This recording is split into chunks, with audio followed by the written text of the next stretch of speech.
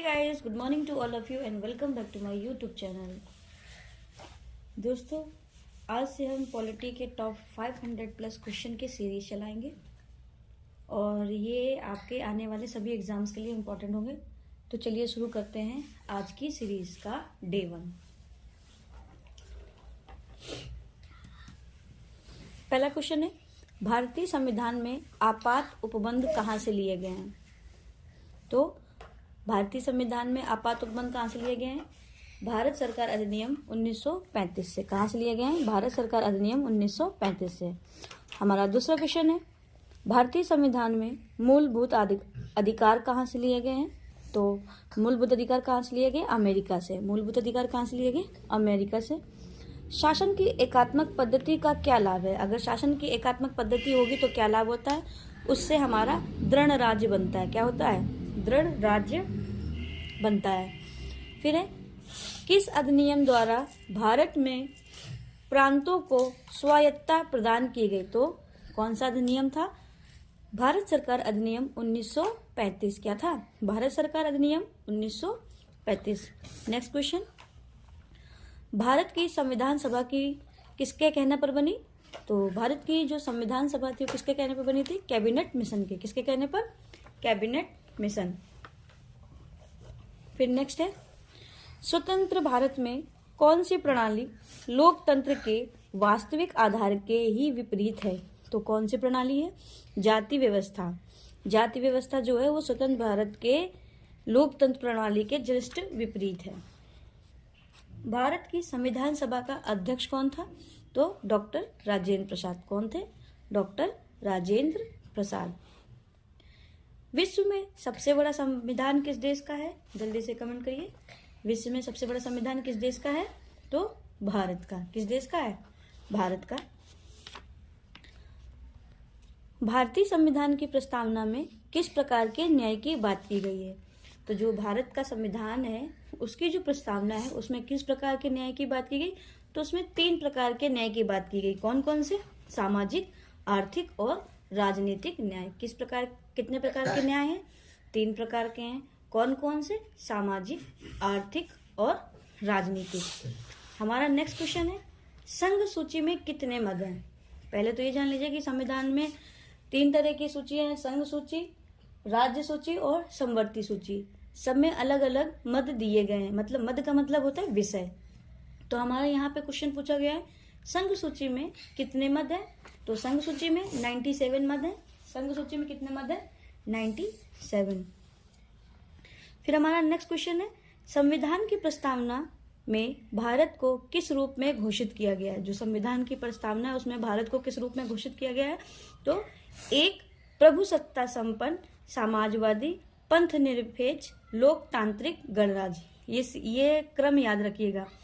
प्रभुसत्ता संपन्न, समाजवादी, पंथ निरपेक्ष, लोकतांत्रिक गणराज्य। हमारा नेक्स्ट क्वेश्चन है, भारतीय संविधान के आधारभूत लक्षण कौन से हैं जिन्हें अनुच्छेद 368 के तहत संशोधित नहीं किया जा सकता है? क्वेश्चन ध्यान से सुनिएगा, मैं रिपीट कर रही हूँ।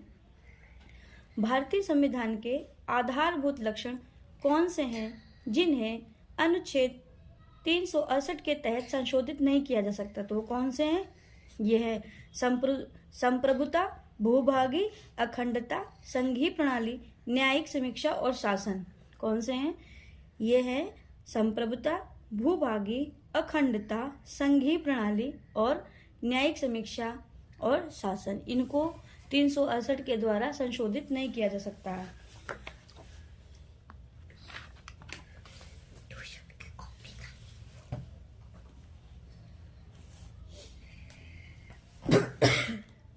अपनी सीरीज को आगे बढ़ाते हुए हम आगे के क्वेश्चंस करते हैं। भारत को पूर्ण संप्रभु लोकतांत्रिक गणतंत्र कब बना? मतलब क्वेश्चन है, गणतंत्र कब बना था? तो हमारा बना था 26 नवंबर 1949 को। कब बना? 26 नवंबर 1949 को। हमारा नेक्स्ट क्वेश्चन है, भारतीय संविधान ने भारतीय संघीय प्रणाली कहाँ लिखी है? कहाँ से ली है? मतलब संघीय प्रणाली जो है वो कहाँ से ली गई है? किस संविधान से ली गई? तो कनाडा के संविधान से संघीय प्रणाली ली गई है। हमारा नेक्स्ट क्वेश्चन है, संविधान की उद्देशिका में कितनी बार संशोधन किया गया है? तो संविधान की जो उद्देशिका है, प्रस्तावना है, उसमें सिर्फ और सिर्फ एक बार संशोधन किया जा चुका है और अभी तक कोई भी संशोधन नहीं किया गया है।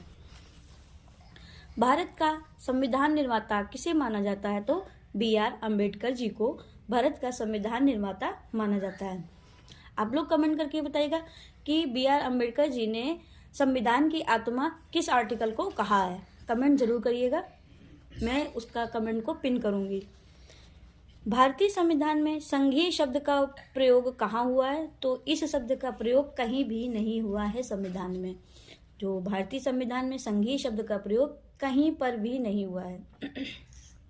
भारतीय संवाद किसके निकट है? तो कनाडा के निकट है, क्योंकि कनाडा से हमने कनाडा के संविधान से कुछ बहुत मतलब ज़्यादा से ज़्यादा स्रोत लिए हुए हैं। तो अगर आपसे क्वेश्चन पूछा जाए भारतीय संवाद किसके निकट है, तो कनाडा के निकट।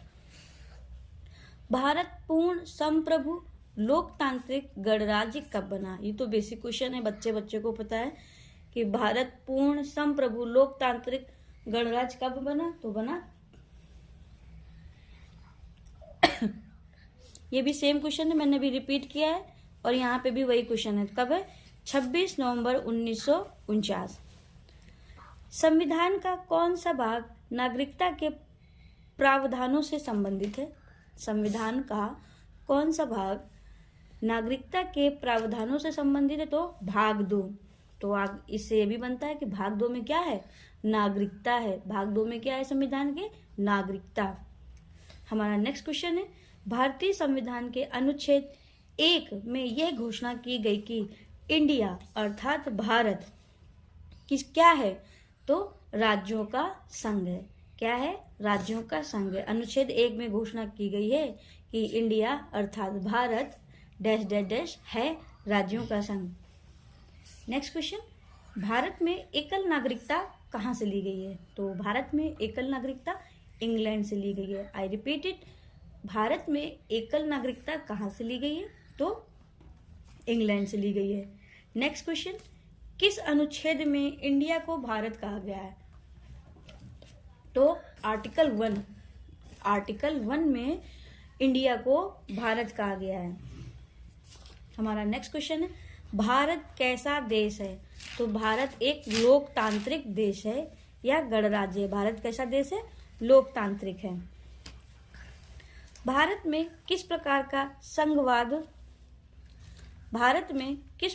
संघवाद देखा जा सकता है? तो संघ बनाकर राज्यों का गठन करना। जो यहाँ पर संघवाद है वो किस तरह का है? संघ बनाकर राज्यों का गठन करना। फिर लिखिए, सरकार की किस प्रणाली में द्विसदन पद्धति एक अनिवार्य लक्षण है? आई रिपीट द क्वेश्चन, सरकार की किस प्रणाली में द्विसदन पद्धति एक अनिवार्य लक्षण है? तो संघीय प्रणाली में द्विसदन पद्धति एक अनिवार्य लक्षण है। नेक्स्ट क्वेश्चन, भारत का संविधान कब लागू हुआ?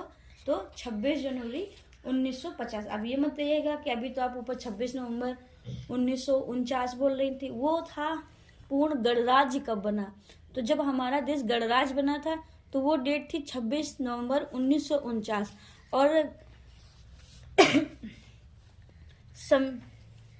और संविधान लागू कब हुआ था? 26 नवंबर 1949, जिसे हम 1950 जिसे हम गणतंत्र दिवस के रूप में मनाते हैं। तो मेरे द्वारा अगर वीडियो में कोई भी मिस्टेक हुई हो तो प्लीज़ कमेंट डाउन करके ज़रूर बताइएगा और चैनल को ज़्यादा से ज़्यादा लाइक करें, कमेंट करें, शेयर करें। साथ ही साथ चैनल को सब्सक्राइब करना ना भूलें।